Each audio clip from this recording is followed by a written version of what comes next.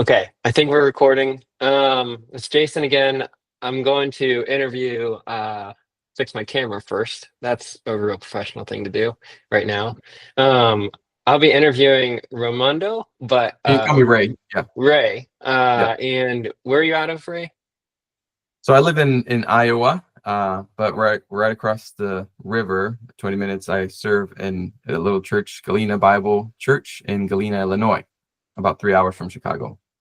So across the river, the state line is a river? I didn't even know that. Yeah. Yeah. The Mississippi River. Yep. Yeah. Okay, I'm already learning stuff. So okay, so there's two things I was going to ask you about up front here. The first is your ministry work, and I'm sure that you leverage Logos for that. And so we'll get Yeah. to Logos in a minute. And then the second is the podcast. Yeah. So why don't you tell us a little bit about the work that you do at the church and then your podcast as well? Yeah. So I came on staff here at the church part-time as a worship director in 2019. And then after COVID, our elders were looking for an associate pastor, and they asked me to consider. At that time, I had already started seminary. I worked at a Bible college. My last role there was associate dean of academics. I was in charge of their online program, and I had a master's in higher education administration, and was pursuing a master's in theology from Midwestern. I started then. That was about 3 years ago now. And so they asked me to consider and prayed about it and felt like the Lord was leading. So about a year and a half ago, I guess almost 2 years now, I stepped into associate pastor of discipleship and outreach here. Okay. And so I write the curriculum. We have our Sunday school, we call it Family Bible Hour. And I write the curriculum. So third through adults, we're looking at the same text and we teach it in age appropriate ways. And then the idea is that they have homework and they can do homework as a family to prep for the next class. So really, it's a real joy for me to work on that and to do that. So you write curriculum for ages 3 through 12? So here, well, I write curriculum for the teachers, Okay. and that ends up being what the adults get. And then we talk about ways to do it more age appropriate ways for the different grade levels. But teachers are pretty good. We got great teachers and they're pretty good at doing that on their own, but we can kind of brainstorm together. So we're going through Daniel right now, and we're in the tricky part of Daniel in the visions. So that's fun. And then real nice, calm, easy book. Real nice, calm, easy book for the whole church to walk through together. That's nice. That's right. Well, the first part is really fun and easy, right? The stories. That's been, but the other part is a little trickier. And then we've started a bilingual ministry here, so we're hoping to reach the Hispanics. We have a growing Hispanic population and no Spanish-speaking church anywhere in the area. So I am my first language is Spanish, and so we have a couple families that have been coming to that Sunday school, but for adults in Spanish. The kids go to regular Sunday school. I get to teach those teachers, and so we'll talk about Logos in a minute. But the translation tool comes in super handy for that kind of thing. So that's the ministry side of things, and then the podcast, Teología Pública. So we have a heart for Spanish people. When I was at Bible college for my undergraduate, my best friend, he's a pastor out in Washington, and he had started this podcast before COVID, and then he stopped at COVID. He just got too busy with ministry, and then I just said, hey, I need to practice my Spanish. I want to do this bilingual thing. Can we just do this again? And so we're doing it again, and it's mainly for us to connect and stay connected and practice your Spanish. Practice my Spanish. And it's been great. It's been good. Teología Pública, we really enjoy it, and it's a fun outlet for us. Is he a Logos user? Yeah, because I bet he would say this if you asked him. Because of me, I kind of pushed him into it, and it's been great. So he should be here too. This should just be an episode. Okay, so we'll go ahead and I know you wanted to get into some of your layouts, and as you share your screen, can you tell me a bit of the story of how you got this library from a Facebook group user? Because I was like, pause, I want to hear it while we're going through stuff. So and then you can go ahead and share your screen and we'll get into it after that. So there is a gentleman on the Facebook groups who was looking to sell his Logos library. And so he said, if you want to know what I have, shoot me a message. And nobody was messaging him. And so I thought, well, maybe we'll see what it is. And so I just reached out to him and he gave me access to it. He said, well, here's my login, go check it out. And I was just floored, like, holy smokes, this guy has all the libraries like that are my wish list. Yeah. And it's like 9,000 volumes. At that point, I had like 20, almost a little just shy of 3,000 in mine, which is still significant, right? It is. And so I asked him how much he wanted, and he asked for a fair price. And I talked to corporate, that's my wife, and and we just couldn't afford it, and rightly so. It was like, yeah, it's just not the right timing. So I told the brother, I said, hey, thank you so much, and I just think this is gonna work out. And he came back to me a couple of days later. He's like, listen, nobody else wants it. I wanted somebody who's going to use it. You can have it if you want it. And I was like, what? Wow. That's cool. So he reached out to Logos and did all the back end stuff, and then I was on vacation on family, and then my Logos app just started blowing up. And just it was like downloading all these things. It was like, oh my goodness, this is like happening right now. You're just hanging out on vacation, and there's like Christmas happening in the background in your mind. You're just like, yeah, just like that. So really cool. Very thankful for that brother. He's out in the UK somewhere, so on the other side of the world, and it's just neat how, just the Facebook group got us together, and it has been such a blessing for me. I'm in my last class in seminary, so I've been utilizing.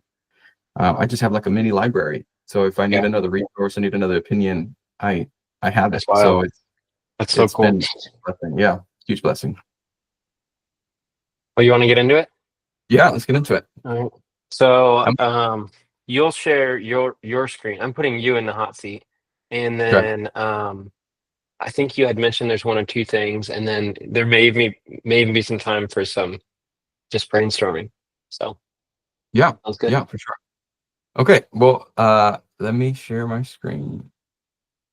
And sometimes scaling will help with presenting it appropriately. So yeah, I saw yesterday's presentation, and Yeah. I learned that. So I have it at 150. Does that look okay to you? Oh, that looks pretty good. Yeah. Okay, great. So what I thought I would do here is just kind of build one of my go-to layouts. I have a couple of go-to layouts. I'm looking this way now because I moved you to this screen, but do whatever you need to do.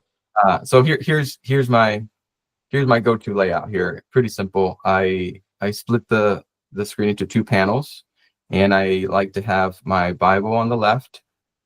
And while I have the Bible here, I'm just going to throw out some shortcuts here that I use. I'm always looking at if I'm searching anything about Logos, I'm trying to see if anybody has uploaded a new layout that I can learn from. And so this is one. We're preaching through Revelation right now, so here's a recent one. But two shortcuts that I use, or three shortcuts that I use often in the Bible panel, is Shift Command M, and that opens up the parallel. And I have the Faith Life Study Bible there. I have other study Bibles. I like how this one points me to other resources in my library, so that's my go-to. So that's Shift Command M, and that just turns it on and off. So it's just a quick way instead of finding the view and the parallel, which is really like this new formatting, by the way. Do you? But the new dynamic toolbar, do you like it? Yeah, I do. Okay. And so that's that. And then the other one I use is Command Shift R, and that's for the interlinear. Maybe. There it is. So down here at the bottom. So if I'm trying to figure out a word here, like tribulation, I can find it and then jump into my concordances and my lexicon straight from here. So those are two that I use. And then the other one is Command G. So this box is a little bigger because it's magnified, but it's usually pretty small. And I find that Command G just easier to navigate the Bible than coming in here and typing it in or going through all the contents here. So Command G jumps you to that reference box. I didn't know that. Yeah, Command G. Okay. Yep. Yeah. And then the fact book, I like to have the fact book and the Bible in the same side. And I really like this new fact book as well. And I use it kind of two ways. One is it's my launching pad into like my dictionaries. So if I'm looking for a term, instead of opening up a dictionary, I usually just start here. The other thing I do too is I actually add my text in here. So if I preached recently Revelation 1:9-20, and I'll add my text in here. And so this just kind of gets me going with, I'll talk about how I do notes in a minute. but I get to answer some of my questions from my notes straight from here, just to see the different people and how often they're mentioned. The media, if I get to talk about Sermon Builder, I use the media actually to create slides, and I can jump in here to see if they have any pictures of Patmos or atlases, or what the route would have been for the 7 churches of Asia Minor. That all kind of just pops out here for me. It's like, oh, I didn't know that was in here. Let me add that to my sermon. So I use Factbook quite a bit, and I really like that the commentaries are here now. I actually don't even use the passage guide all that much anymore because it's in here. I was gonna ask you about that, but yeah. What were you gonna ask me? I was just gonna ask why you jumped to Factbook versus passage guide if you were working through a passage. I don't know. So because often I'm reaching for commentaries, and then I've switched. So my passage, well, I'll just show you. My passage guide is actually pretty long. That it just stopped. It wasn't as helpful anymore. So I've switched it. I have like 2 custom passage guides that are tailored. So instead of this long one, I have 2 that kind of are my go-to. And then I still have it. Like I spent the time tagging a lot of my resources, especially with that huge library donation. So I can always just compare here to say, do any of my counseling books mention these texts and what context and that kind of thing. So it's not that I don't look at it ever, but I use it a little differently. No. So the Factbook is a little more consolidated. Like you feel like it's a nicer place for you to start. Yeah, for sure. So that's this side, and then on the right side, I have these tools here on the left, my shortcuts. So my L is for my layouts. So these are whatever I'm studying at the point. I save them in here. I have more layouts in the layout panel, but these are sort of like the ones that are on doc right now. Like you said, you're going through Daniel right now, so I saw the Daniel layout right there. Daniel study here. I have a Revelation study here. I have my podcast one here. My last class is a historical theology class, so I have my historical theology here. I do some pastoral counseling, so I have a counseling layout. So these are some of the go-tos, and so these will change depending on what I'm studying and looking at. But then for my quick layout, these are the tools that I use most often, I would say. But here's the top 2 that I always open up in this go-to layout. It's the Bible Knowledge Commentary and the Lexham Bible Dictionary. I really like the Bible Knowledge Commentary. It's just concise and gets me going. And then if I need more, I learned this from MP seminars. I use my arrow keys, and it just follows my prioritization of my library. So I can just keep going to the right, and I'm still in Revelation 1:9 and just working my way through it to find what I need. So I'll do that. I also have collections, and you can kind of see them here. So if I have my language commentaries, my exegetical commentaries, and then these are commentaries that I've chosen, made my own sort of collection, and so I can switch around here to see what does James Hamilton have to say about Revelation 1. So which is, I mean, Hamilton's the only one that you should really care about anyways. But no, I was gonna say you're using your keyboard a lot more than I've seen other users use it. I mean, like even mentioning the 2 keyboard shortcuts at the start, and then the left and right, or the 3 keyboard shortcuts at the start. And like I feel like a lot of folks are just like, there's too many shortcuts for me to remember, so I'm just gonna ignore them altogether. That's how I am. I just haven't memorized any keyboard shortcuts because of that. But you just have a few in your pocket and you use those, it seems like. So that's it. So just a few, and they're super helpful, and they help me navigate things a lot quicker. What's nice about the left and right keyboard is if I have too many commentaries open, then I'm overwhelmed.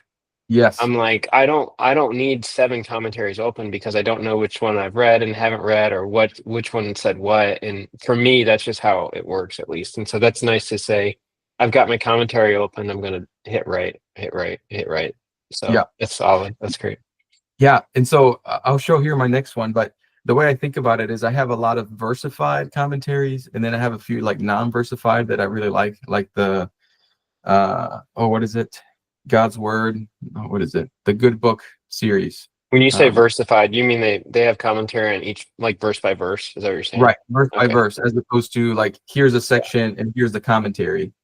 Those don't work as well with the left and right. And so those I'll have open on tabs. But you're right. If before I was using the left and right, it just got kind of crazy where it's like, I don't even know where I read this anymore.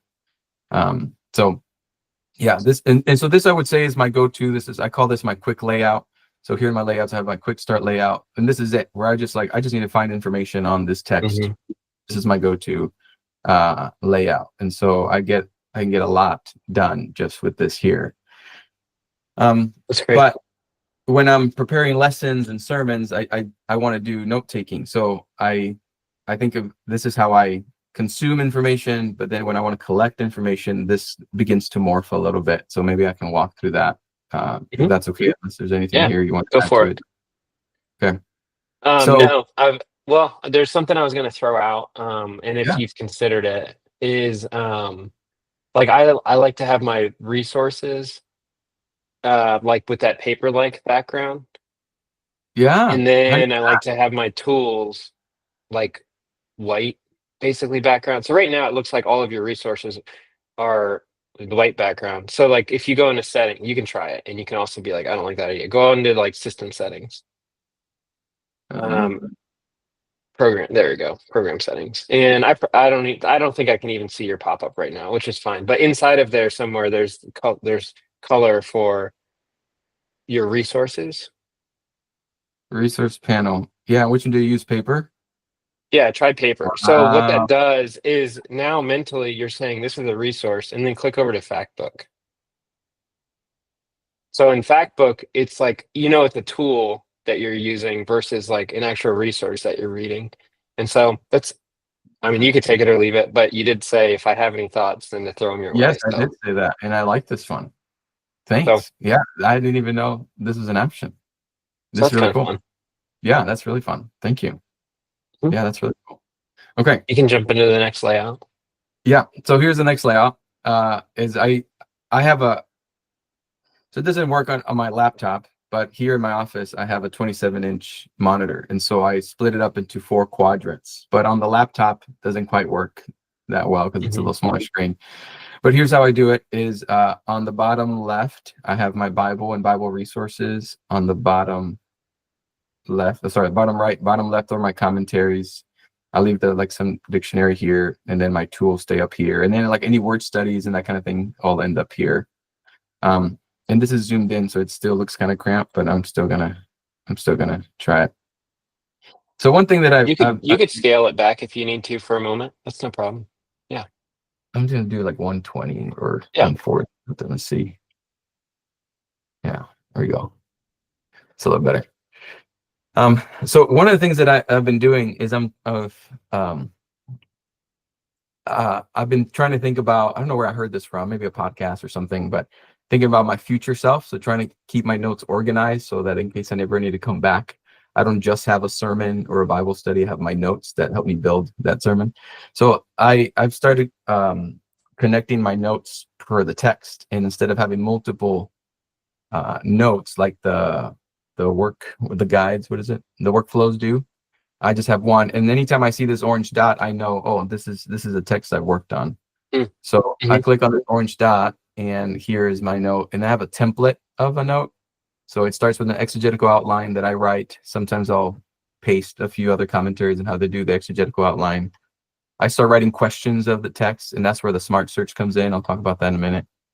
And then I do my passage notes. So I'll include important cross-references that I find, any background information. And then here I just kind of go from that exegetical outline.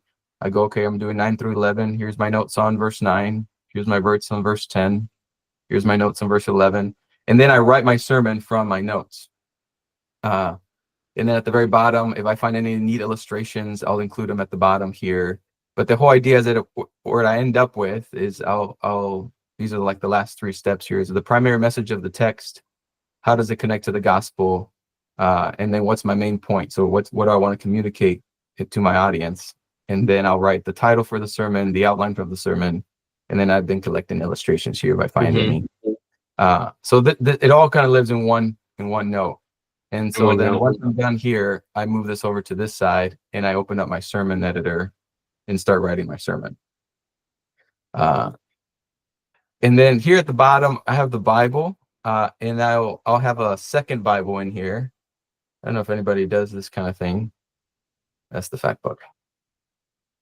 And I hyperlink. I say send hyperlinks here so it doesn't mess up with. If I get anything else linked up to A, I don't want it to mess it up.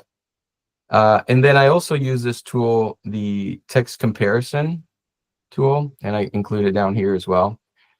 And I'm not a Greek or Hebrew scholar. I look at the translations and see where was a struggle or where was a disagreement on the word, the phrasing, or the syntax. And so then that kind of jumps me into, okay, let me go find some more resources. Why is there disagreement here? So I use this quite a bit, actually, the text comparison. Once I'm reading the text in the ESV, which is my primary translation, I'll switch over to the others just to see, if there's any significant difference or word choice difference. Can I ask a curriculum question? That's a random question. We won't go over time, I swear. Okay. How much, if you're like making curriculum, how much do you emphasize that there's difference versus focusing on what all the translations agree on? Does that make sense? Or have you thought about that? Yeah. It's kind of a call kind of thing. Like Okay. the one that comes to mind is I think it's 1st or 2nd Timothy. We're talking about qualifications for elders and then qualifications for deacons. And then there's this disagreement on whether it's like deacons' wives, deaconesses. And so the different translations there kind of highlight to say, yeah, there's a little room here of disagreement that doesn't necessarily mean deacons' wives. It could just be servants who are women. That's a good example. Yeah, so deacon is servant. So the question is it women servants or is it the wives of the servants? So highlighting the differences kind of show like, hey, there's some room here. It's not super clear. So it's kind of a call. You kind of make your call, but things like that are helpful. Yeah, for sure. Solid. I was just kind of asking how you use that text comparison. Like if you see a disagreement, then that's helpful. Yeah. Cool. Or like in this Revelation 1. Revelation There are 2. no disagreements across Revelation translation. But I use a different translation. So the ESV says conquerors to the conqueror. So each letter highlights the conqueror. But the NASB and the New King James, they say the overcomer. And there's a nuanced difference there between conqueror, sort of an active, like you can do it, and an overcomer is the one that get through. They get through. They just overcome the hardship. Right. Yeah. And so that was, I leaned into the overcoming language in my sermon, put it in the title, put it in my outline, and said these translations have some. And in our church, I mean, we're mostly ESV, but we have some NASB, some KJV, New King James, NIV. So I think those people also appreciate that I highlight some of those other translations that they have. So that's how I do it. Thanks. So then the other thing that I use is, like I mentioned, I have these custom guides. So I have my Czech commentaries custom guide, and I'll add it up here. So here, say 9 through 20, I think is what I preached on here recently. So I'll kind of show you here. I've created these. Well, I took them from. You can find these too. You borrowed them. I borrowed them from MP Seminars. They have them in the public, or you can find the public guides. But these categories are actually pretty helpful. The exegetical, pastoral are kind of my go-to.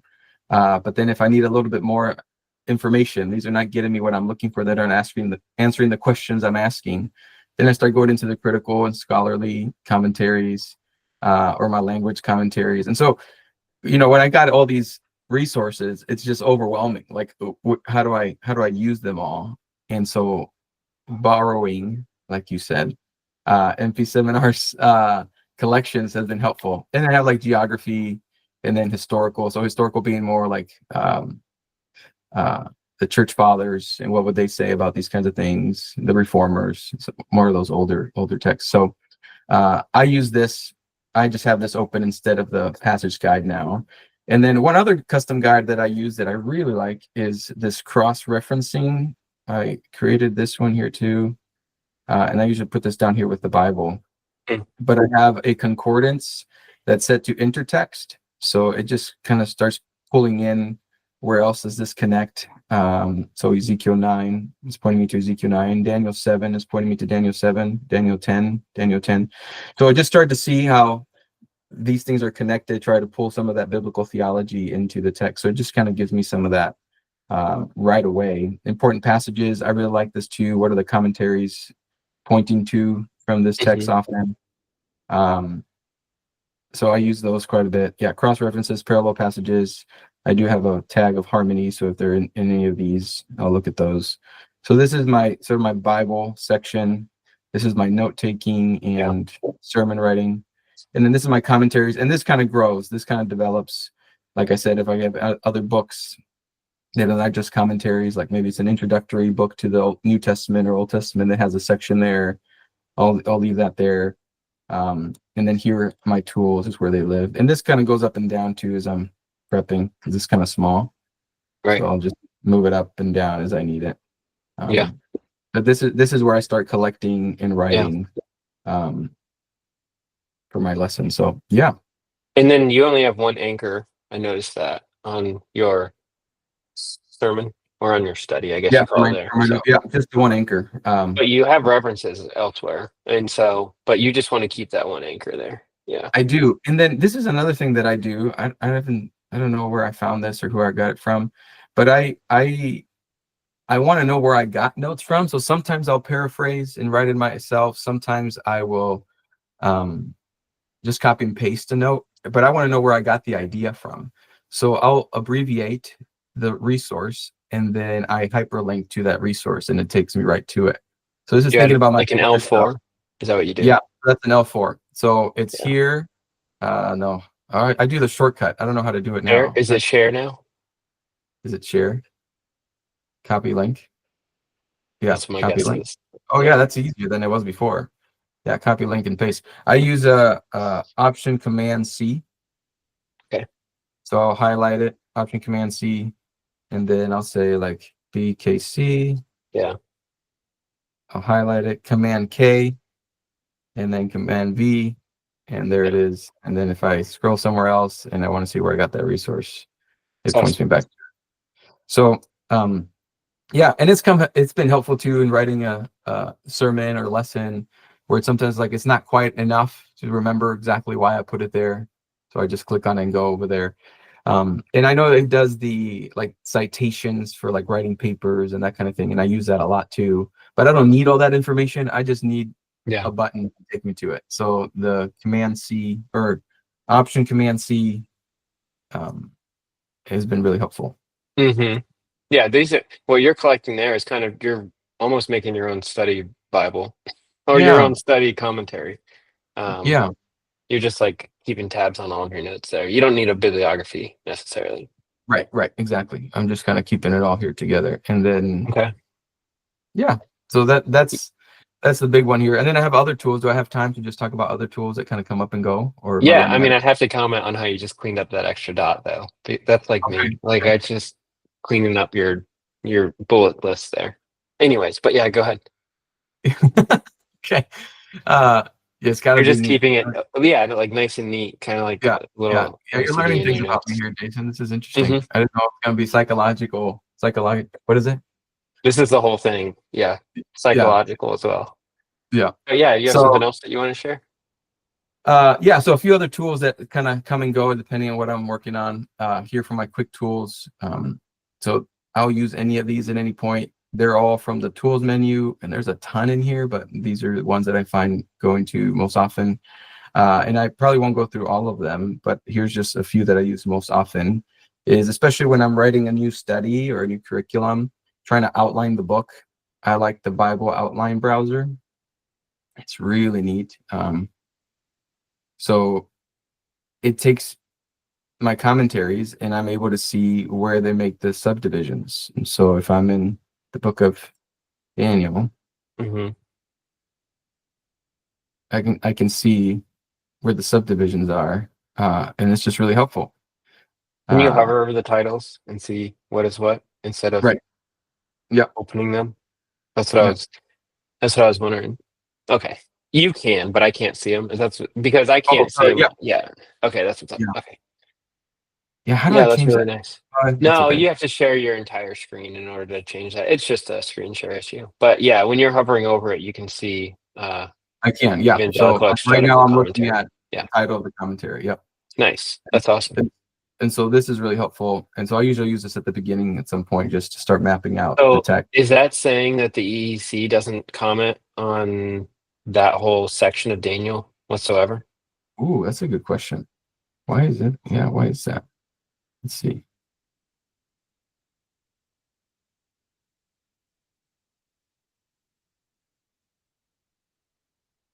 So this is chapter 1. Yeah, so it'd be one. It's almost the entire first chapter of Daniel.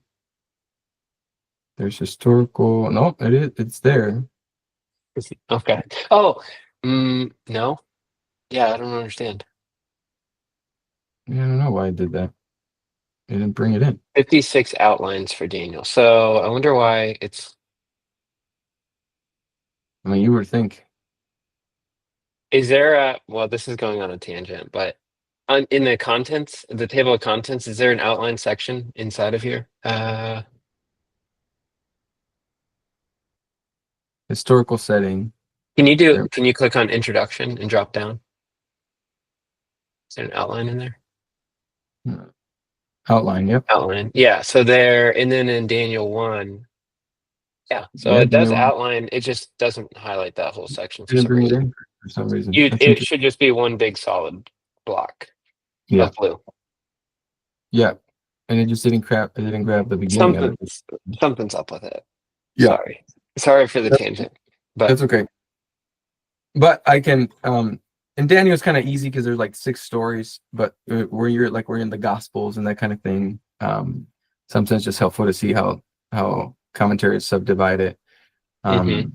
Like in Mark, for instance, we did Mark a couple series ago, and that was interesting because people have different approaches. Whether you do Mark through, like you follow the geography of Jesus, and they've kind of outlined that way.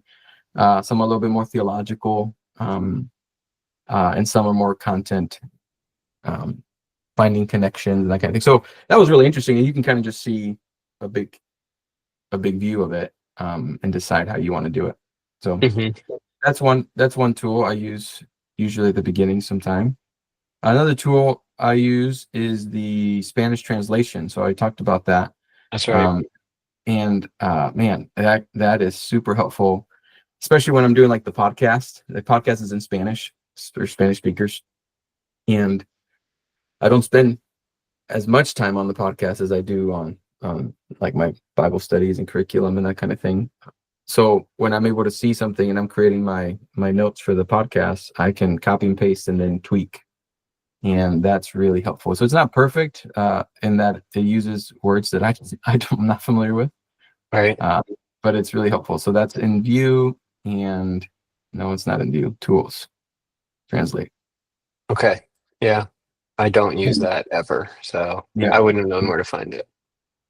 yeah, and so I can highlight what I'm looking at and then be able to look here what I need, and I can either copy the whole thing I highlighted or just copy the section I need, bring it over, and then I'll tweak it from there usually. Does it But that, translate as you highlight it? Is that how it works?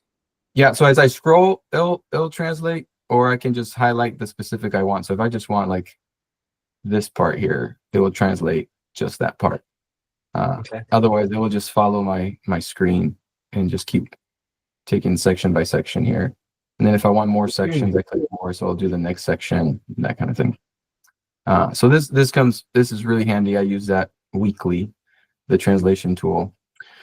For my lessons, the Atlas tool, I've been using it more recently. It's really neat. I really like the Atlas tool. So if I'm in, Did it open in a floating window? I did. Yeah, you'd have to dock it, Okay, unfortunately. that's okay.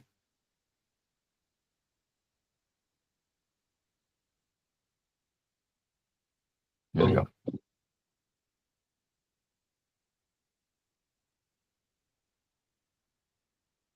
And so I'm looking for Babylon, but I'm looking at it from Babylonian captivity. So I can click here, and then I get a good view of the situation here. So here's Babylon. Yeah, and it's really neat if that comes into play. I used this recently in a sermon when I was in Revelation. So like the churches in Asia Minor. Let's see. Patmos and the seven churches. So this map here. Just asking the question, I was studying and thinking, why the churches in this order? Is there something particular about this order? Well, then you see sort of the route that a messenger would have taken, and you say, oh, the order is just the order that would have been delivered, right? So things like this are helpful for me to answer some of those questions that you're just like, why is it this way? So the atlas is one, and then the timeline is another one. And that one's been helpful in Daniel let me dock this one. Because in Daniel 7 or Daniel 8, it kind of, or 7, I think, it resets the order. So you're following Nebuchadnezzar, and then you have Belshazzar, and then you have Darius, and then you go back to Belshazzar, and you're like, well, hold on. So having something like this has been really helpful to see the order of things. And that's pulling from resources, right? Yeah, that's pulling from resource, so I can see. Yeah, because there's this agreement too as to when it was written in the 6th century or the second century, and so you can click on any of these and see what resource is pulling from, and then go find that resource. So this has been really helpful too, just to see when the visions would have been. The visions are like in the middle of the stories, so that's been helpful. So I would say those are my big ones. And then the sermon builder. There's a ton of content on sermon builder, but I use that quite a bit too, and enjoy that. And everything just lives here, so that if I need to, I can find it. We can't get into it because we're already over time, like I promised we wouldn't be. But I was gonna say, sermon notebook versus like using a note to create your sermon. Like, have you used the sermon notebook feature? That was one question. Oh, because it all lives in one note, I haven't. Right. Yeah, that's why I was like, I feel like that would be wonky for you. And then the other one is favorites. Like, do you use keyboard shortcuts with favorites? Because a lot of these are living on your sidebar, but there's keyboard shortcuts in here too. Yeah. So I use like the highlight shortcuts for highlighting. I haven't used. I mean, I have some set up. That's what I meant there. These I have them set up, but I haven't used. I forget about them. Yeah, that's why I was wondering. But I do use the favorites tool if I find something in particular that I want to remember or keep. I can come back and find them. Like, for sure. So yeah. Cool. Well, thanks, Ray. This was great. I really appreciate the time, and I hope that others who watch the replay back learn something new also. So thanks. Yeah, thanks for the opportunity. Really fun. We appreciate it. Of course. And I will share the podcast for sure when I share this video everywhere. So thanks, Ray. Okay. Sounds good. See ya. Thanks.